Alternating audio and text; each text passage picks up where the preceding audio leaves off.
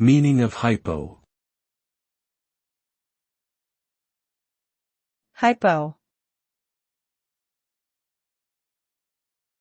Hypo. Hypo. Hypo.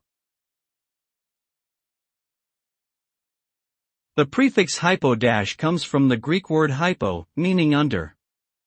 When used in English, it generally indicates something that is below or deficient in quantity or quality. For example, hypothyroidism refers to an underactive thyroid gland, while hypoglycemia means low blood sugar. Alternatively, hypocrisy denotes behavior that is inconsistent with one's stated beliefs or attitudes. Overall, the prefix hypo dash serves to convey the idea of a deficiency, shortfall, or lack of something, and is commonly used in medical terminology.